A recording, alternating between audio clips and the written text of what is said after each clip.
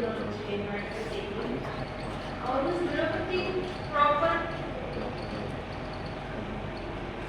उस द्रव्य के कुछ प्रॉपर्टीज होते हैं जिसे आप कहेंगे सॉलिड लिक्विड, ये जो बोल रहे हैं ये उन्हें प्रॉपर्टीज के दिया है, इसको आयुर्वेद में गुण कहते हैं। गुण द्रव्य हो गया मैटर, कोई भी मैटर उसको द्रव्य नाम से बुलाया जाता है। गुण प्रॉपर्टीज को कभी भी होते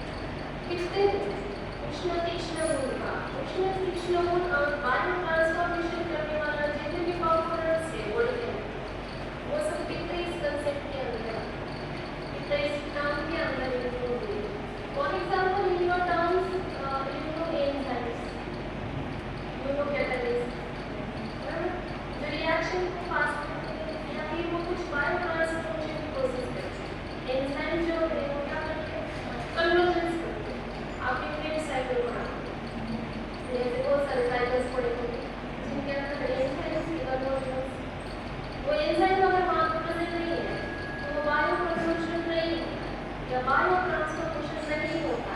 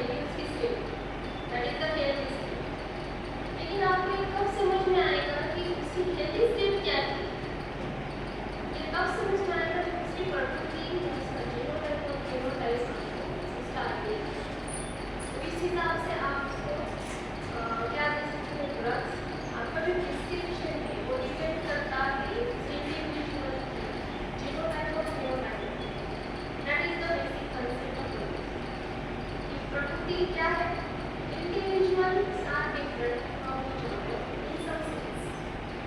कुछ सेंस में डिफरेंस पाया इन द लिमिट कि ह्यूमन बीइंग्स है तो उसकी दो आंखें होगी फेस के ऊपर,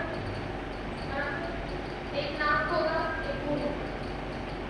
जैसा ह्यूमन बीइंग का स्ट्रक्चर है वो उसका होगा नहीं होगा, उसमें कोई बात नहीं, उसमें कोई डिफरेंस वो उसी तरीके से बने। दो हाथ होंगे, दो पैर होंगे, सर होगा, उसको षडंग बोलते हैं।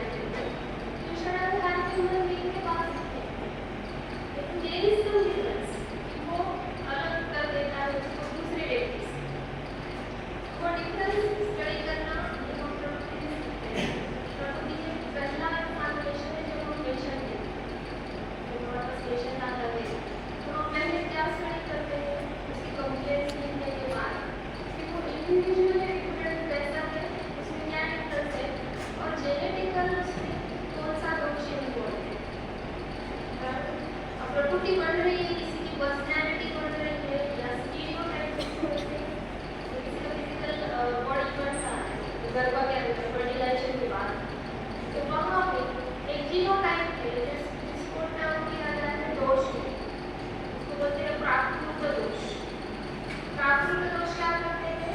गर्भाशय में जो फर्टिलाइजेशन होता है, जो आपने बताया गैमेट्स का फ्यूजन होता है, उस टाइम शुक्र शोणित संयोग हमेशा दोष करता है प्रकृति में आया है। ऐसी प्रकृति की डेफिनेशन तो शुक्र शोणित जैसे मेल एंड फीमेल संयोग फ्यूजन के टाइम जो दोष डोमिनेंटली प्रेजेंट होता है वो उसका जीनोटाइप डिसाइड करता है। ऐसा ही कंसेप्ट तो जीनोटाइप अगर हम ट्रांसलेट करना चाहते हैं तो उसमें प्राकृतिक दोष हो सकता है समझने के लिए तो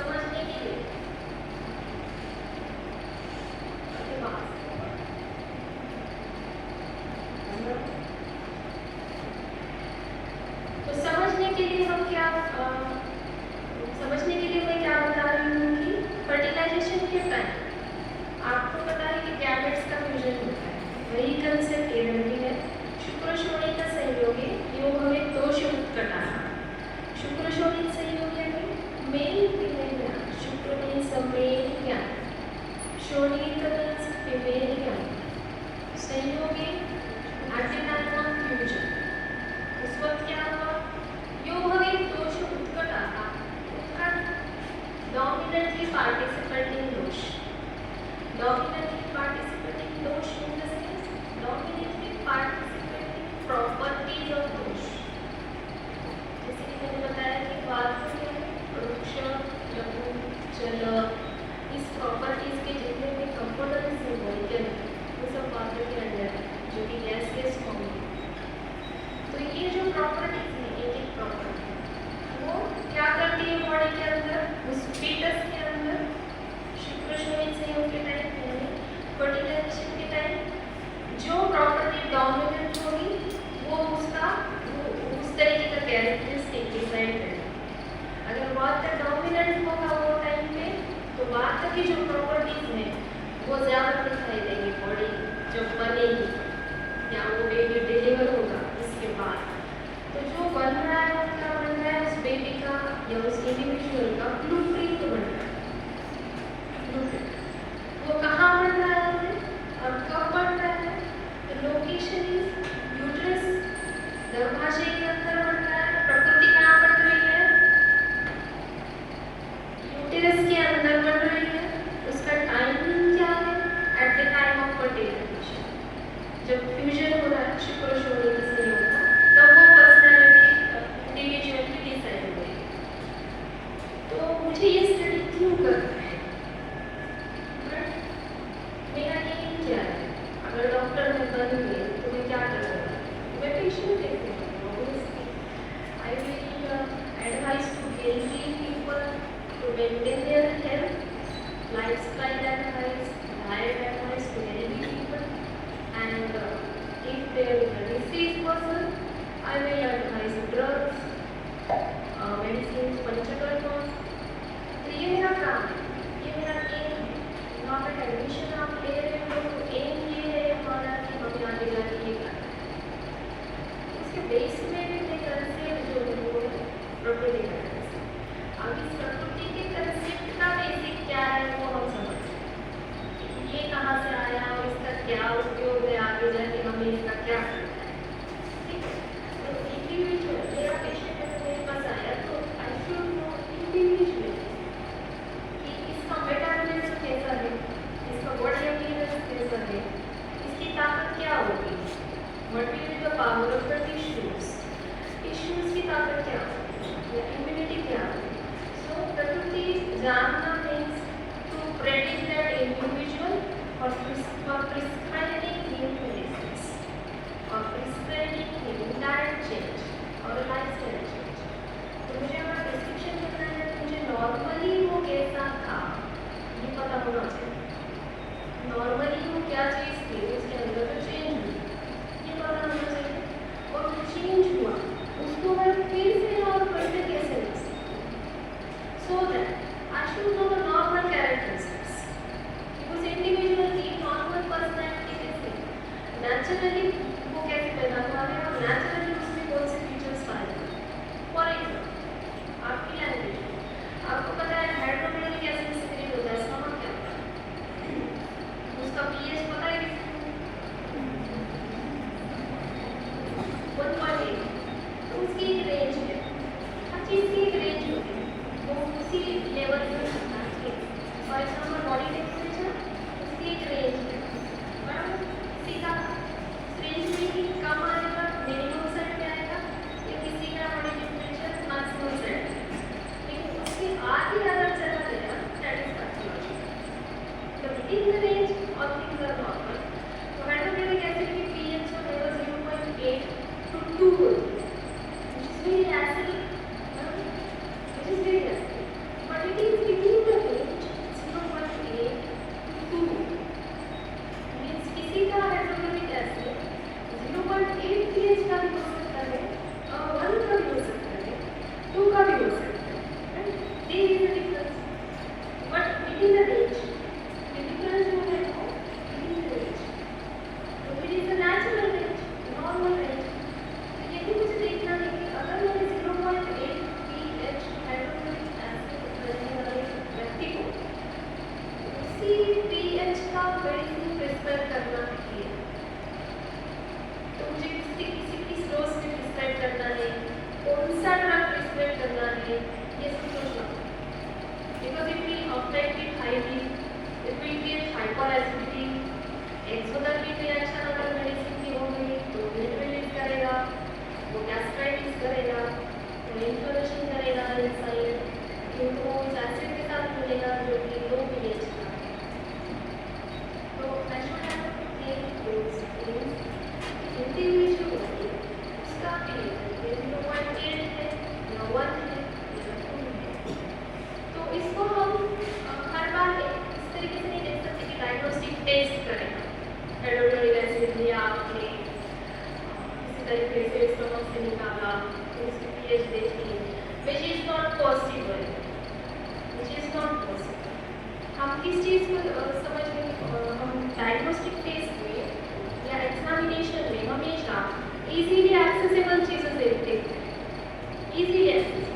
फॉर एग्जाम्पल आप देखते होंगे कि जब आईवी दिया जाता है तो कहाँ पे दिया जाता है, कौन सी वेन में दिया जाता है या कहाँ पे दिया जाता है, बता सकते हो, इंट्रावेनस फ्लूइड कहाँ से देते हैं, जो कि इजीली एक्सेसिबल है। या फिर फर्स्ट एग्जामिनेशन आपने देखा होगा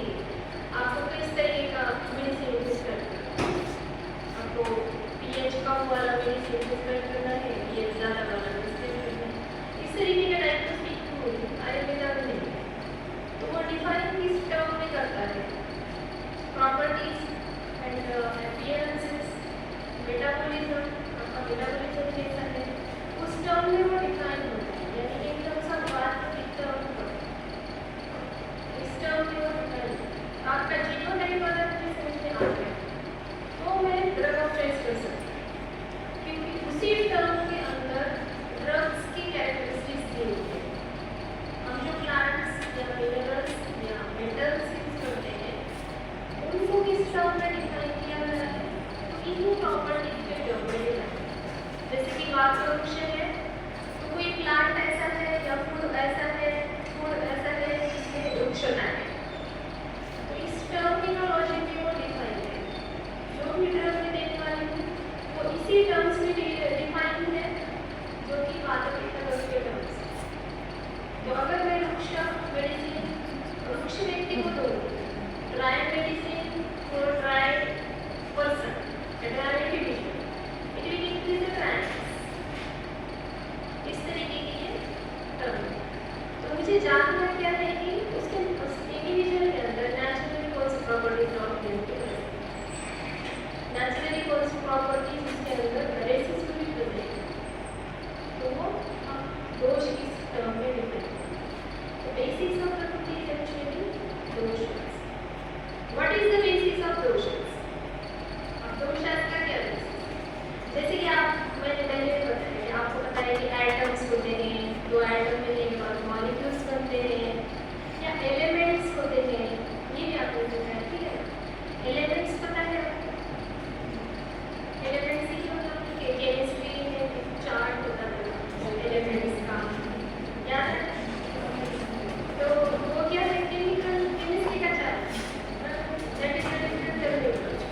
वो एक एलिमेंट की टर्मिनोलॉजी है।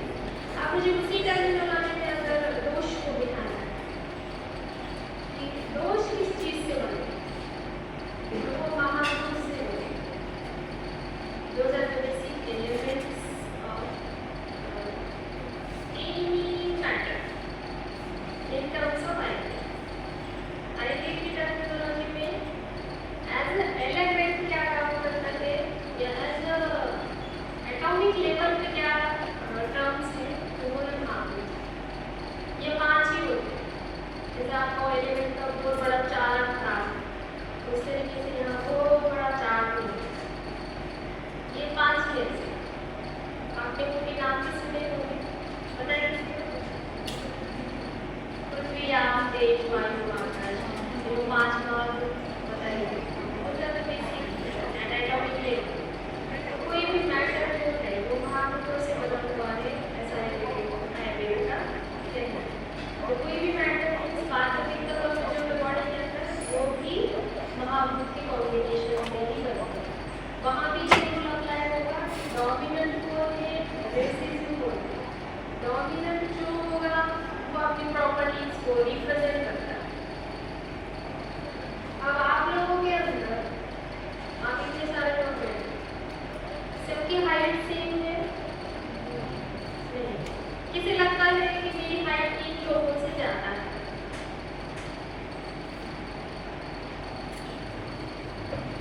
बाकी लोगों से मेरी हाइट ज़्यादा है, ऐसा किसे लगता है? Can you please stand up? Again, anyone?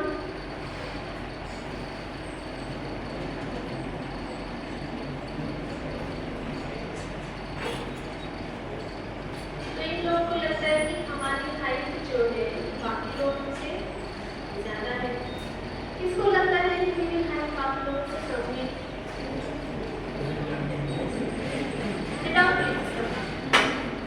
किसको लगता है कि मेरी हाइट बाकी लोगों से कम है?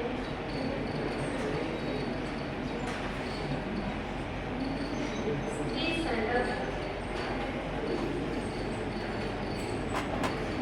ठीक है। So these are the phenotypes. These are the phenotypes. These are the variations. When same heighted person and stunted person, इसके जो टिश्यूज हैं, इसके मास में कोई डिफरेंस होगा या नहीं होगा? होगा, राइट? उसके वेट में कोई डिफरेंस होगा या नहीं होगा? Obviously there is a difference. These are the variations in the range.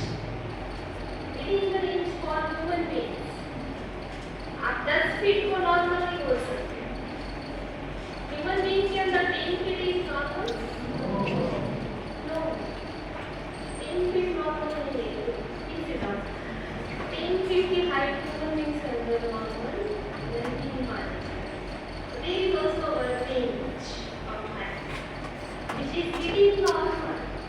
Standard height is also a normal height, and the height is also normal. But out of that, इसके आगे चले गए आप लोग तो फिर that is abnormal. तो मुझे अगर देखूँगी मुझे कहाँ रुकना है ये भी बताओ. उस इंडिविजुअल के कहाँ रुकना है. अगर उसका फॉर एग्जाम्पल कोई मेटाबॉलिज्म खराब है किसी का और आपके पास आया है पेशेंट, तो आपने सब देख लिया, सब चेक कर लिया, आपको मेडिसिन भी पता है, आपने प्रिस्क्रिप्शन भी दे दिया उसको, उसका फॉलो अप शुरू है और एक से जैसे आई है कि वो उसकी नॉर्मल और हेल्दी स्टेट में आ गया, लेकिन आपको पता ही नहीं है कि उसकी हेल्दी स्टेट क्या है या उसकी नॉर्मल स्टेट क्या है, या आपको पता ही नहीं. आपको कंटिन्यूस मेडिसिन दिए जा रहे हैं, उन्हें आपको याद लेना ही पड़ेगा, लेना ही पड़ेगा, वो कंटिन्यूसली आपको फॉलो अप करना है, लेकिन आपको पता ही नहीं कि कहाँ पे रुकना है. और नॉर्मल हो चुका है, फिर भी आप अगर उसको मेडिसिन देते जाओगे तो उसके आपको एडवर्स इफेक्ट देखने मिलेंगे. तो जो इफेक्ट्स आप होते हैं ना, मेडिसिन को कोई साइड इफेक्ट नहीं होता है, इसका होता है तो जो एडवर्स इफेक्ट या साइड इफेक्ट्स मिलते हैं हमारे मेडिसिन के अंदर, वो इस तरीके की चीज़ों से होते हैं कि हमें पता ही नहीं है कि उसकी इंडिविजुअल पर्सनैलिटी कैसी है, कौन से कंपोनेंट्स उसके बॉडी के अंदर डोमिनेंट है, बात है, कितने है, कब है, ये हमें पता नहीं. उसका जीनोटाइप नहीं होता, हम बस मेडिसिन दिए जा रहे हैं, वो मेडिसिन बाद में करके एडवर्स इफेक्ट करेगा. या पंचकर्म किसी को भी देने की चीज़ है नहीं, उसके 1000+ साइड इफेक्ट्स या एडवर्स इफेक्ट हैं अगर आप गलत इंसान को चूज करें, गलत इंसान को आपने स्नेहा दे दिया. आपने पंचकर्म का लेक्चर सुना? स्नेहान स्नेहा सुना?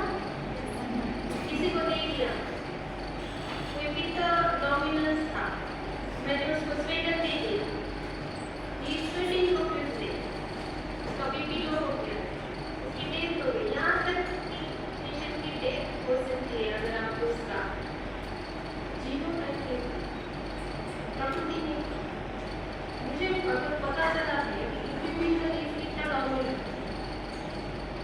उसकी बीमारी में किसी भी दोष के डोमिनेंट हो, लेकिन उसका जीनोटाइप अगर कितना डोमिनेंट है, उसके ऑलरेडी बॉडी के अंदर हीट है more than other people.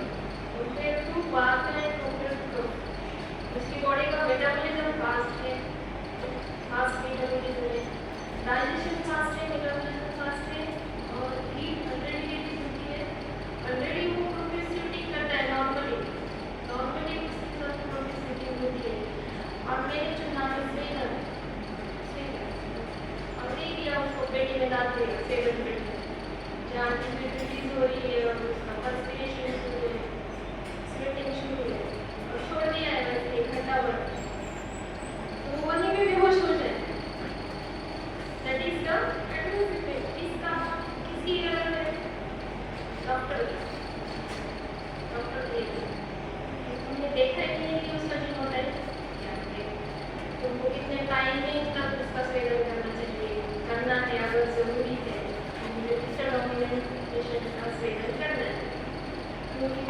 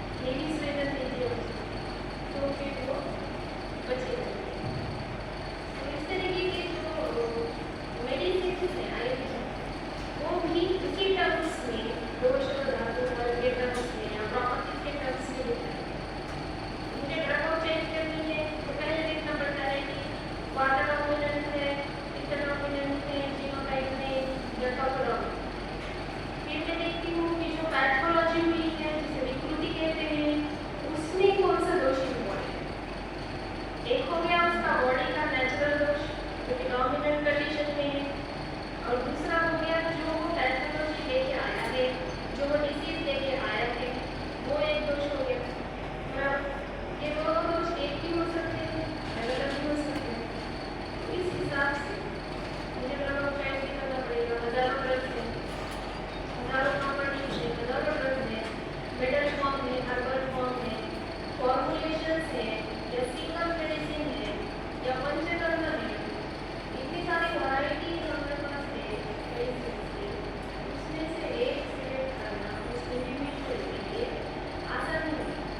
लेकिन जब मुझे फिनोटाइप समझ में आता है, इंडिविजुअल का, दैट बिकम्स इजी कि कितना कौन सा ड्रग लेना है, आई कैन चूज कितने डोज में देना है, I can decide that, I can calculate that, कितने दिनों तक देना है, हाउ मेनी डेज, कितने डिवाइडेड डोसेस में देना है, कौन सा route of drug administration choose करना है, कौन से रूट से देना है, नेजल रूट से देना है, ओरल रूट से देना है, जो मॉडर्न में routes of drug administration intramuscular, subcutaneous, oral, nasal sprays, these are the routes of drug administration, right?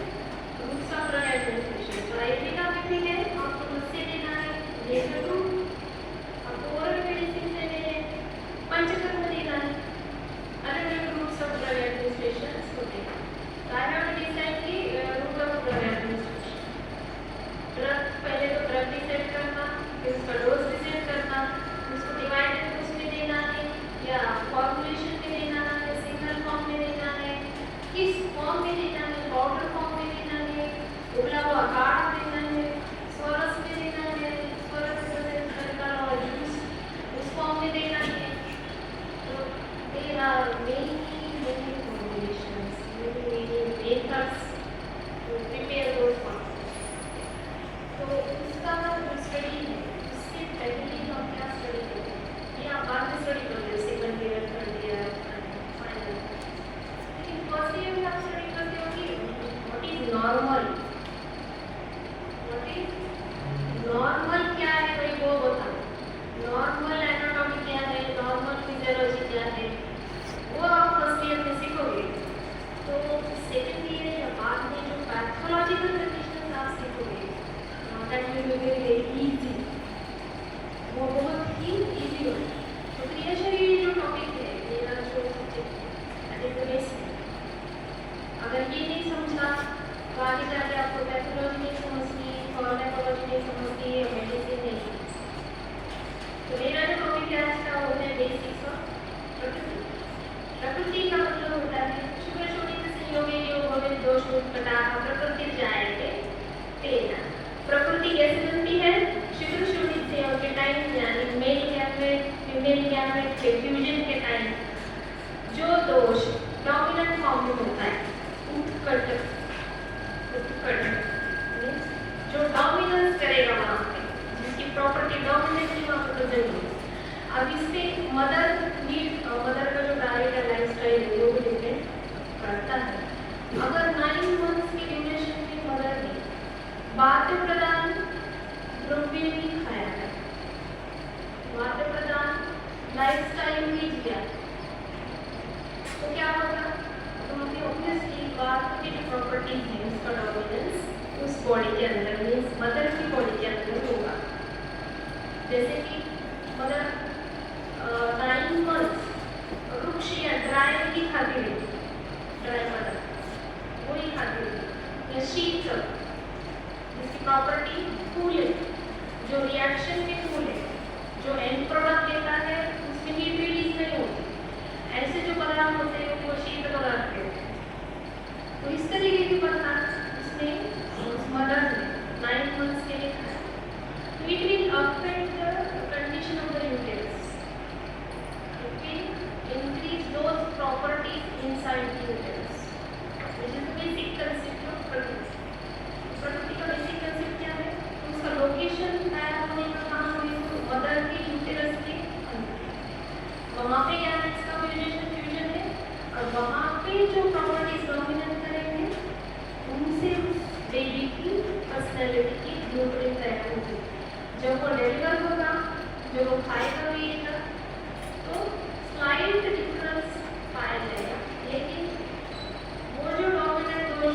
Already उसका जीनोटाइप डिसाइड कर चुका है। वो बेबी जब भी डेवलप होगा या एडल्ट होगा तो उसकी हाइट उतनी ही होगी जो वो रोज ने डिसाइड की थी, वो उससे ज़्यादा हाइट का नहीं हो सकता। अगर कॉपी डोमिनेंस है तो स्टैंडर्ड हाइट लेकिन मस्कुलर बॉडी फैटी बॉडी इस तरीके के टिश्यू उसके बाद में डेवलप होंगे और वो उसी तरीके से डेवलप होगा जो फर्टिलाइजेशन की टाइम डिसाइड हुआ था। प्रकृति कैसे बनती है? तो ये तो मेन फैक्टर्स हुए कि gametes are the necessary components. Male gamete female gamete उसमें जो प्रॉपर्टीज होंगी वो भी आया कि अगर मेल गैमेट वृक्ष है, फीमेल गैमेट वृक्ष प्रॉपर्टी है और वृक्ष प्लस वृक्ष हो गया तो वहाँ पे क्या आया? वाटर का it will be considered as the dominance of one. Combinedly, उस मदर ने 9 मंथ के लिए वृक्ष पदार्थ खाए, उसका लाइफ स्टाइल वृक्ष रहा है कि वो बिना खाए के कुछ काम करती रहेगी या मजदूर रहेगी, तो पत्थर फोड़ने का काम करती रहेगी, इस तरीके से वृक्ष विहार होते हैं, वृक्ष लाइफ स्टाइल उसको कहते हैं। उस तरीके का उसका 9 मंथ का लाइफ स्टाइल तो it will affect the baby in the same way. वहाँ पे फिर से आपने क्या कर दिया है? ट्रिपल प्लस वृक्ष, 3 प्लस के वृक्ष, तो वहाँ पे फर्टिलाइजेशन की टाइम ये सब अफेक्ट करेगा क्योंकि उसका न्यूट्रिशन जो होता है बेबी का उसमें मदर का जो न्यूट्रिशन फ्लूइड है उसको रस कहा जाता है वो ही वहाँ पे उस बेबी को नरिश करने जाता है। तो उस रस में उस नरिशमेंट में ही अगर वृक्ष रहता है या वृक्ष प्रॉपर्टी आई है वाटर का डोमिनेंस होगा क्योंकि वृक्ष प्रॉपर्टी है वाटर में पक जाती है, तो इस तरीके का कर सकते हैं। Basically mail gamete female gamete condition of the uterus timing जिस वक्त फर्टिलाइजेशन हुआ अगर वो भी वाटर डोमिनेंट है, for example Varsha Ritu, Varsha rainy season के बाद का प्रकोप बताया गया है नेचुरल स्वभाव से होने वाला, नेचुरली होने वाला, उसको हमने डिसाइड नहीं किया है। तो वर्षा ऋतु में क्या है? बाद का प्रकोप है और अगर फर्टिलाइजेशन वर्षा ऋतु में हुआ that will also again a plus वृक्ष, अगेन प्लस वृक्ष। तो इस तरीके का कॉम्बिनेशन हो गया 9 मंथ्स तक जो कुछ हुआ वो सब इंक्लूडेड होता है प्रकृति के अंदर। ये सब डिसाइड करेगा कि उस इंडिविजुअल की पर्सनैलिटी कैसे डेवलप होगी, उसका क्या स्टीरियोटाइप होगा, उसका क्या बॉडी फिजिक होगा, उसके टिश्यूज कैसे होंगे, इम्यून होंगे नहीं होंगे, ये वहीं पर डिसाइड हो रहा है। कुछ लिमिट तक ये जीनोटाइप भी डिसाइड करता है। इसलिए हमने वेरिएशंस पाए जाते हैं विदिन अ लिमिट, हमको वेरिएशंस मिलते हैं कि किसी का फिजिक जो है वो बहुत स्ट्रॉन्ग है, किसी के बोन जो टिश्यू जिसको अस्थि धातु कहते हैं, अस्थि धातु वो किसी का स्ट्रॉन्ग है, किसी की मसल टिश्यू स्ट्रॉन्ग है जिसे मांस धातु कहते हैं, किसी का ब्रेन स्ट्रॉन्ग है, नर्वस टिश्यू किसी की बहुत स्ट्रॉन्ग है, कोई बहुत होशियार है इस वजह से उसके पास ज़्यादा डेवलप नहीं, तो दैट इज मज्जा धातु। तो इस तरीके की जो धातु या टिश्यूज है बॉडी के वो किस तरीके से डेवलप होंगे आगे चलके वो प्रकृति डिसाइड करती है। इसलिए हम पहला एग्जामिनेशन पेशेंट का क्या करते हैं उसकी प्रकृति की बॉडी के अंदर इसकी बॉडी के अंदर या और बाद में सबका बेसिस क्या है तो महाभूत, ये कॉम्बिनेशन ऑफ महाभूत से बनेगी। फॉर एग्जाम्पल बात करो जो है उसके अंदर वायु और आकाश महाभूत के मॉलिक्यूल्स हैं या एटम्स हैं या जिसको परमाणु कहते हैं। आयुर्वेद टर्मिनोलॉजी में एटम को परमाणु कहते हैं और ये जो एटम्स है परमाणु है, जब वायु और आकाश कॉम्बिनेशन में आते हैं तो बॉडी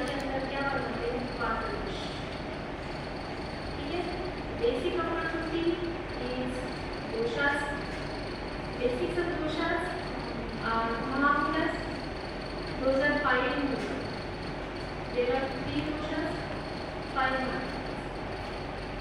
एटॉमिक लेवल पे क्या है? महाभूत। एटॉमिक लेवल यानी परमाणु लेवल पे क्या है? महाभूत की काम करो। आपको ये भी समझ में आया था कि कौन सा महाभूत इन्वॉल्व है इसके बॉडी के अंदर। That is the atomic level of understanding the apiology, the genotype. That will be the atomic level. क्या एटॉमिक लेवल तक इस व्यक्ति को अंडरस्टैंड कर सकते हो। अगर मुझे क्वेश्चन समझ में आ गए हैं कि बात क्लियर लेकर है, तो आई कैन गेस की बात है यानी वायु और आकाश का कॉम्बिनेशन है, दिखते हैं यानी अग्नि है, और कपड़ों का डोमिनेंस है यानी पृथ्वी और जल का डोमिनेंस, पृथ्वी और जल महाभूत का डोमिनेंस है। तो इस तरीके से भी मैं गेस कर सकती हूँ, या फिर महाभूत की कैरेक्टरिस्टिक्स इस बॉडी के अंदर देख के भी मैं गेस कर सकती हूँ कि एटॉमिक लेवल पे क्या चल रहा है इसके बारे में। वायु बड़ा है या अग्नि बड़ा है या जल महाभूत बड़ा है। फॉर एग्जाम्पल असाइटिस पता होगा, पेट के अंदर पानी जम रहा होता है, इस पेट से सुना है असाइटिस। अच्छा, लंग्स के अंदर पानी जम रहा है, सुना? कोविड में हुआ हो गया, न्यूमोनिया सुना है, फ्लूरेंसी सुना है, न्यूमोनिया। ये क्या हुआ? वायु और आकाश की जगह पे जल का एंट्री हुआ। न्यूमोनिया क्या है? या फ्लूरेंसी क्या है? जहाँ पानी उतना नहीं चाहिए लेकिन वो जाके बैठ गया। तो अब मुझे क्या समझ में आया कि टेक्नोलॉजी की क्या हुई है कि जहाँ पे वायु और आकाश होना चाहिए वहाँ पे पानी चला। The elemental change atomic level पे इस तरीके का चेंज हुआ है कि जहाँ पे किसके मॉलिक्यूल्स पाए जाने चाहिए लंग्स के अंदर? वायु और आकाश के। छोटे सभी हैं, पांचों प्रेजेंट हैं एटॉमिक लेवल। हर सेल में 5 महाभूत प्रेजेंट, लेकिन धीरे उसका डोमिनेंट एड्रेस है। वहाँ पे भी क्या है? उस सेल के अंदर क्या डोमिनेंट है और क्या रेसिस्टेंट है? नेचुरल। तो नेचुरली लंग्स के अंदर क्या मॉलिक्यूल्स डोमिनेट करते हैं? तो वायु और आकाश। वहाँ पे क्या है? एल्वियोलारी स्पेसेस है, ब्रोंकाई के अंदर स्पेसेस है, which represents space represents आकाश महाभूत, और उसके अंदर वायु का आना जाना है, ऑक्सीजन, कार्बन डाइऑक्साइड, ये आ जा रहे हैं continuously throughout the life. जब हमने पहला ब्रेक लिया to the last break, continuously throughout the life there is exchange of oxygen, carbon dioxide, जो कि वायु महाभूत रिप्रेजेंट करते हैं। और बॉडी के अंदर जब जाते हैं तो लंग्स के अंदर कौन होनी चाहिए? कौन एटम्स, कौन से एटम्स और कौन से मॉलिक्यूल्स डोमिनेट होनी चाहिए? वायु और आकाश होना चाहिए। लेकिन वहाँ पे अगर जल वृद्धि होगी तो फिर क्या होगा? Increase in quantity, then there will be balance. तो इसके लिए मुझे क्या पता होना चाहिए? नॉर्मल पता होना चाहिए कि नॉर्मली लंग्स के अंदर कौन डोमिनेट करेगा? वायु और आकाश। इस बात को रोशनी, पांचों कोश का यहाँ पे आना जाना है। गैसियस स्टेट जिसको हम बोलेंगे, बॉडी के अंदर की गैसियस स्टेट। तो अगर मुझे नॉर्मल पता है anatomically and physiologically, then only I can decide कि पैथोलॉजी क्या है, पैथोलॉजी में कौन से एलिमेंट्स इन्वॉल्व हुए हैं और उनको ट्रीट कैसे करना।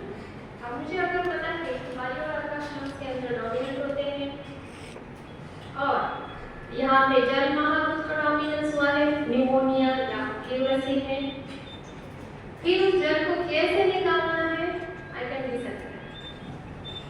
उस तरीके की तरफ ऑफ चॉइस मुझे करनी है कि जो जल को वहाँ से ड्राई करे, सुखा दे, पानी को सुखा दे। उस तरीके का तरफ ऑफ चॉइस को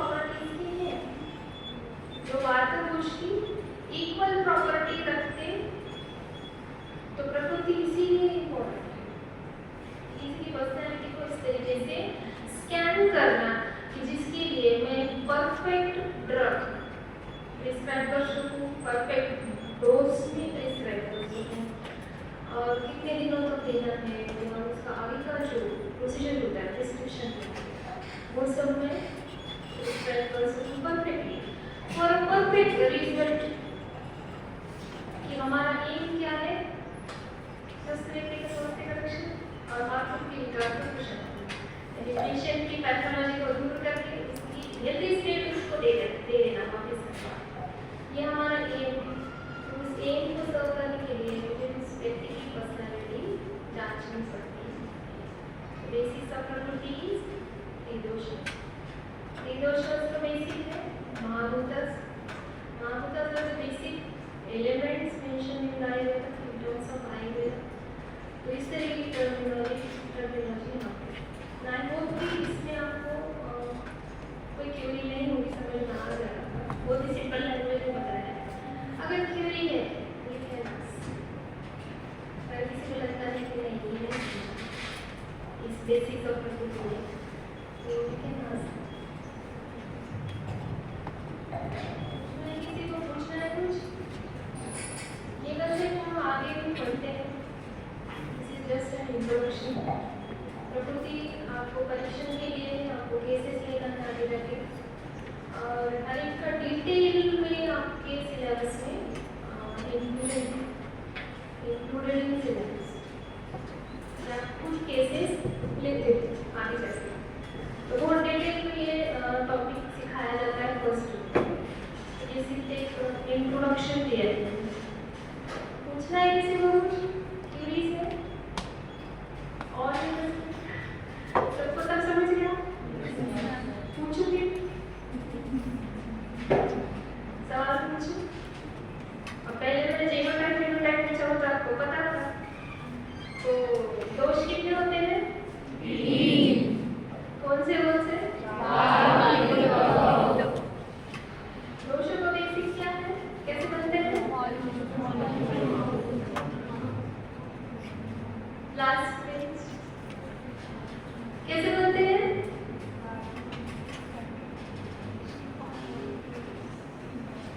दोष किससे बनते हैं? 5 महाभूत से। 5 किस्म के महाभूत जिनका या तो सिंगल या तो कॉम्बिनेशन में जब आते हैं तो वो उस दोष को बनाते हैं। ठीक है। प्रकृति कैसे बनती है?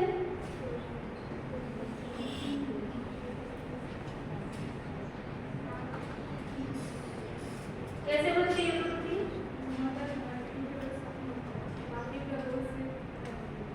सिर्फ गर्भ में बनती, गर्भ से बनेगी? साइंस के स्टूडेंट किसी अदर कंसेप्ट से ह्यूमन बीइंग नहीं पैदा होता है। क्लियर कटली अपने माइंड में डालो। Clear cut human beings are born with gametes. Gamete नहीं है तो ह्यूमन बीइंग नहीं। And male gamete and female gamete is a normal and a natural process of production of species of human beings. Human being is species सिर्फ male और female gamete की combination से naturally बनती है, which is a physiological thing. इसके अलावा सब बेकार है। ठीक है? यही कंटिन्यू करना है क्योंकि आयुर्वेद में ये होता है और आयुर्वेद में भी बहुत सारा एडिटेड मटेरियल है। तो उसको अगर आपको सब्सट्रैक्ट करना है उस एडिशन को नॉन एडिशन को तो आपका बेसिक क्लियर होना चाहिए। If basic is clear then you can overcome any problem scientifically आप उसको ओवरकम कर सकते हैं। लेकिन आपका कंसेप्ट साइंटिफिकली क्लियर होना चाहिए। बराबर ना? मेल और फीमेल गैमेट ही ह्यूमन बीइंग बनाता है। क्लियर? इसके अलावा कोई चीज ह्यूमन बीइंग को नहीं बना सकती इन विट्रो और इन विवो। बराबर ना? बाहर या अंदर, मदर के अंदर या मदर के बाहर, बट गैमेट्स प्राइमरी नीड क्या चाहिए? Mail gamete, female gamete. Okay, concept clear कर लो। मेल गैमेट और फीमेल गैमेट जब फ्यूजन में आते हैं, चाहे वो इन विट्रो या इन विवो, लेकिन नेचुरल, फिजियोलॉजिकल और normal is inside the uterus of the mother. This is mentioned in Ayurveda, this is mentioned in the sciences of medical science. Parallel practice में भी यही मेंशन है. इसके अलावा कोई कंसेप्ट नेचुरल माना नहीं गया. ठीक है, तो आपको पहले क्या पता होना चाहिए, नेचुरल क्या है, नॉर्मल क्या है, उस इंडिविजुअल की प्रकृति क्या है, उस इंडिविजुअल का नॉर्मल क्या है, तभी मैं ड्रग प्रिस्क्रिप्शन कर सकती हूँ. ठीक है, क्लियर. आगे का हम आगे देखेंगे syllabus. Thank you.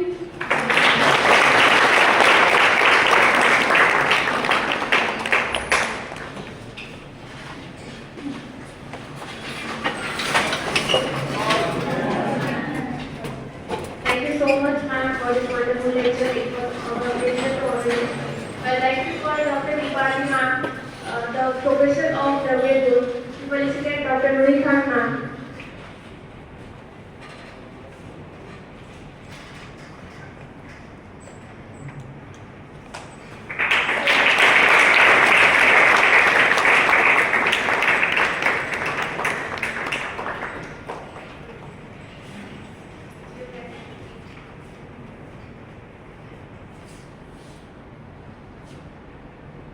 Thank you so much, ma'am. Thank you so much.